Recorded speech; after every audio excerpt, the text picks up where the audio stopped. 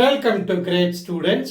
இப்போ நம்ம applications of டிஃபரன்ஷியேஷன்ல இருந்து ஒரு சம் பண்ணலாம். Let AD and BC be two vertical poles at A and B respectively. சரியா? ABன்ற ரெண்டு பாயிண்ட்ல AD BCன்னு ரெண்டு வெர்டிக்கல் போல் இருக்குன்னு சொல்றாங்க. அப்ப என்ன அர்த்தம்? இந்த இடத்துல 90 டிகிரி இருக்குன்னு அர்த்தம். சரியா? Vertical poles on a horizontal ground. இந்த கிரவுண்ட் லெவல் கிரவுண்ட். அப்ப என்ன அர்த்தம்? ஏபிங்கிறது ஒரு ஸ்ட்ரைட் லைன். அது முக்கியமா ஜாயின் பண்ணா ஒரே ஸ்ட்ரைட் லைன் ஹரிசாண்டல் கிரவுண்ட்ல இருக்கு. சரி, if AD equal to 8 meter, ADங்கிறது 8 மீட்டர், BCங்கிறது 11 மீட்டர் இந்த போல்ஸோட ஹைட், அண்ட் AB 10 மீட்டர். இந்த ஹரிசாண்டல் கிரவுண்ட் இருக்கு இல்லையா, அதுல இந்த A B ஜாயின் பண்ண ஸ்ட்ரைட் ஓட லென்த் 10 மீட்டர், ஸ்ட்ரைட் லைனோட லென்த் 10 மீட்டர் கொடுத்திருக்காங்க.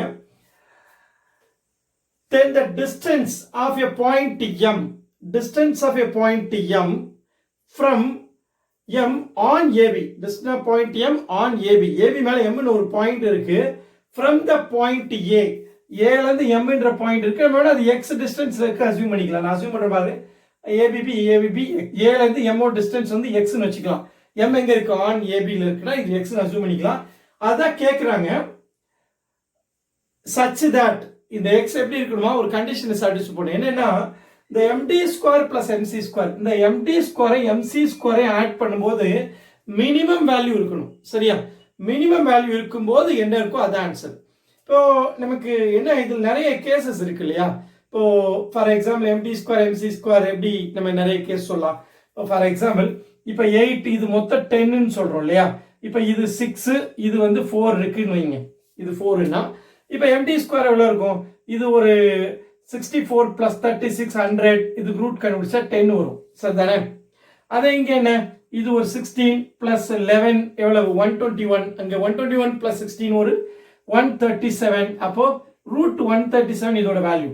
சரியா? இப்போ ஸ்கொயர்னு கேக்குறாங்க. மினிமம் ஸ்கொயர்னா இந்த ரூட் இல்லாம எழுதுவோம்.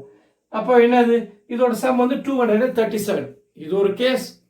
இன்னொரு கேஸ் எடுத்தா என்ன பண்ணலாம்? இங்க நான் சப்போஸ் இதை குறைக்கிறேன்னு வைங்க, இதை ஒரு 2 ஆக்குனா இது 8 ஆகும். இப்போ என்ன நடக்குன்னு பார்ப்போம். சரியா? இப்போ என்ன நடக்கும்? 64 plus 4 எவ்வளவு? 68. 68 இருக்கலாம் இது.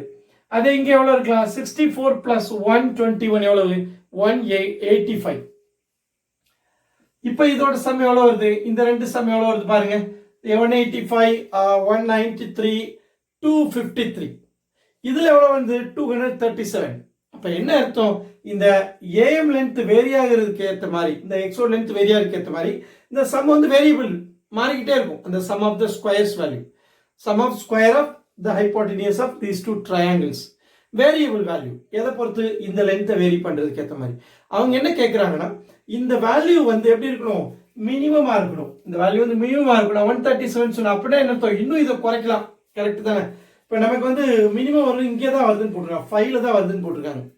இங்கே 5 இருக்கும்போது இங்கே அப்போ 5 இருக்கும். 2 5 5 இருக்கும்போது தான் இந்த மிடில் பாயிண்ட்ல இருக்கும்போது நமக்கு மினிமம் வேல்யூ இதோட சம் வருது அப்படிங்கிற ப்ரூவ் பண்ணியிருக்கோம் நம்ம தியரட்டிக்கலாக பண்ணி. சரியா? சரி, செக் பண்ணி பார்த்துலாமா? இப்போ இங்கே நான் 5 போட்டு இங்கேயும் 5 போட்டா எவ்வளோ வரும் பாருங்க. இது ஒரு 25, இது ஒரு 64. அப்போ எவ்வளோ வரும்? 64 plus 69 89 வரும். இங்க எவ்வளவு வரும்? 25 plus 121 எவ்வளவு? 146. கரெக்ட் தான், கம்மியா தான் வருது. கரெக்டா? 146 ஒரு 9 ஆட் பண்ண 155. அப்ப 235 வருது. இதுல கூட 237 வருது. சரி, அப்ப நம்ம பண்ணதா ரொம்ப லீஸ்ட் வேல்யூ.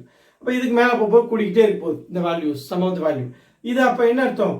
இதை கூட்டினாலோ குறைச்சாலோ என்ன நடக்கும்? குறைச்சா கூட அதோட பெரிய வேல்யூ தான் வந்திருக்கு. கூட்டினால என்னதான்? 5 விட பெரிய வேல்யூக்கும் பெரிய வேல்யூ வருது, 5 விட குறைஞ்ச வேல்யூக்கு எப்படிதான் வருது? இந்த சம் ஆஃப் தி வேல்யூ பெரிய வேல்யூ. எதை விட? இந்த 235 விட அதிகமா வருது. அதான் நம்ம லீஸ்ட் வேல்யூ கண்டுபிடிக்க போறோம். சரி, இப்போ நம்ம கண்டுபிடிச்ச வச்சு செக் பண்ணிருக்கோம். கண்டுபிடிக்கிறதுக்கு நம்ம மெத்தட் இருக்கு. லீஸ்ட் வேல்யூ என்ன வரும்? சரியா? பண்ணிடலாம். ரைட், இதான் இதுல நிறைய கேசஸ் இருக்கனால மினிமம் வேல்யூ எப்போ வருமோ அந்த எக்ஸ் வேல்யூ சொல்லுங்க அப்படின்னு கேட்கறாங்க. நம்ம அதை எக்ஸ்ன்னு அஸ்யூம் பண்ணிக்கிறோம். ஆன்சர் வந்து எக்ஸ் என்ன வருதோ அதான் ஆன்சர். சரி, ரைட். எப்படி நம்ம இதை சால்வ் பண்றது? முதல்ல நம்ம வந்து இந்த md ஸ்கொயர் பிளஸ் mc ஸ்கொயரை கண்டுபிடிக்கணும் in terms of this x. ஏன்னா அந்த எக்ஸ் நமக்கு ஃபைனல் ஆன்சர் வேணும். நான் இது எக்ஸ்ன்னு வச்சுக்கிட்டேன்னா டோட்டல் லென்த் நமக்கு எவ்வளோன்னு கொடுத்துருக்காங்க? 10ன்னு கொடுத்துருக்காங்க. அப்போ இது எவ்வளோ இருக்கும்? 10 மைனஸ் எக்ஸ் இருக்கணும். கரெக்ட் தானே? 10 மைனஸ் எக்ஸ் பிளஸ் எக்ஸ் பண்ணும்போது எக்ஸ் ஆயிடும். சரி, இப்போ இது ரைட் ட்ரையாங்கிள் என்ன? இது சைட், இது ஹைப்போட்டெனியஸ். கரெக்ட் தான்? 90 டிகிரி அப்போஸ் ஹைப்போட்டெனியஸ்.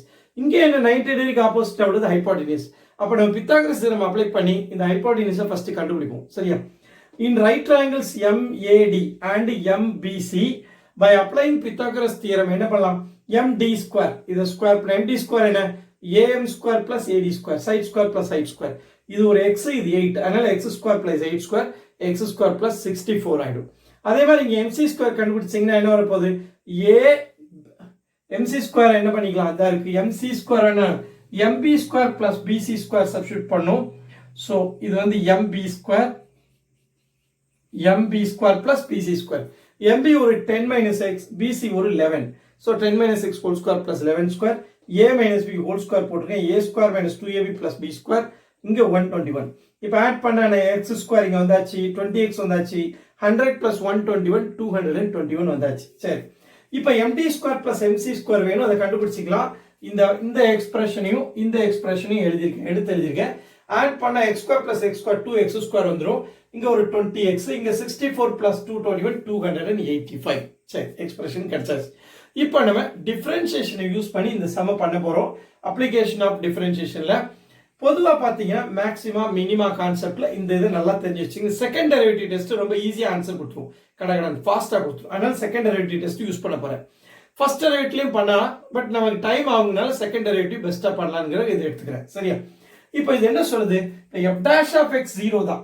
இது வந்து மேக்ஸிமா பாயிண்ட்னு சொல்லுவோம், இது மினிமா பாயிண்ட். கீழே இறங்கி வந்து இது மேக்ஸிமம் பாயிண்ட். சரியா? Maximum point, minima point. Maximum பாயிண்ட்டுக்கும் மினிமம் பாயிண்ட்டுக்கு f dash of x 0 தான். இது x1 வச்சுக்கிறேன், இது x2 வச்சுக்கிட்டா f dash of x1 0 தான் வரும், f dash of x2 0 தான் வரும். ஆனால் இங்க வந்து f double dash of x1 கண்டுபிடிச்சீங்கன்னா less than 0 கிடைக்கும் இந்த பாயிண்ட்டுக்கு. சரியா? இந்த பாயிண்ட்டுக்கு f double dash of x2 greater than 0 வரும். அப்போ நமக்கு ரெண்டு பாயிண்ட் கிடைச்சதுன்னா நம்ம f double dash of x1 f double dash of x2 கண்டுபிடிப்போம். எதுக்கு வந்து நமக்கு greater than 0 வருதோ அதுதான் என்னது நமக்கு மினிமம் வேல்யூவா இருக்கும் அப்படின்னு நமக்கு தெரியும். மினிமம் வேல்யூ தான் கேட்டிருக்காங்க. சரியா? சரி, அப்ப நம்ம இந்த கேஸ் தான் நம்ம சர்ச் பண்ணிட்டு இருக்கோம், நமக்கு மினிமம் வேல்யூனால. சரியா? இப்போ நான் இதை ஒய்ன்னு வச்சுக்க போறேன், சும்மா டிஃபரன்ஷியேஷனுக்காக ஒய்ன்னு வச்சுக்கிட்டு நான் இதை சிம்பிளை பண்ணி எழுதியிருக்கேன். இப்போ ஃபர்ஸ்ட் டெரிவேட்டிவ் பண்ண போறேன். f dash of x dy by dx என்ன வரும்? 2 into 2 4x ஆயிடும். சரியா? இங்க minus 20 வரும். x க்கு டிஃபரன்ஷியேஷன் 1, இது x ஸ்கொயருக்கு 2x. சரி, கான்ஸ்டன்ட்க்கு 0. இப்போ நான் f dash of x 0 க்கு ஈக்குவேட் பண்ணனும், அப்பதான் நான் வந்து x1 x2 கண்டுபிடிக்க முடியும். இத 0 க்கு ஈக்குவேட் பண்ணா 4x minus 20 0 ஆயிடுச்சு. 4x 20 x 5. நமக்கு ஒரே ஒரு வேல்யூ தான் கிடைச்சிருக்கு, ரெண்டு வேல்யூ கிடைக்கவே இல்லை. என்ன காரணம் பாத்தீங்கன்னா, காரணம் என்னன்னா இது வந்து என்னது upward opened parabola. கரெக்ட் தானே? இது upside open parabola. ஏன்னா x கோட கோஎஃபிஷியன்ட் greater than 0 வா இருக்கு, பாசிட்டிவ் வேல்யூவா இருக்கு. upward open parabola அப்ப இந்த downward open parabola கிடையாது. upward parabola என்ன இருக்கும்? மினிமம் வேல்யூ தான் இருக்கும், மேக்ஸிமம் வேல்யூ ஒரு கேஸே கிடையாது நமக்கு. அதான் நடக்க போகுது பாருங்க. இப்போ நான் டபுள் டெரிவேட்டிவ் பண்ணும்போது நான் 4x டிஃபரன்ஷியேஷன் 4 ஒரு கான்ஸ்டன்ட் 0. இந்த 4ங்கிறது என்ன? greater than 0.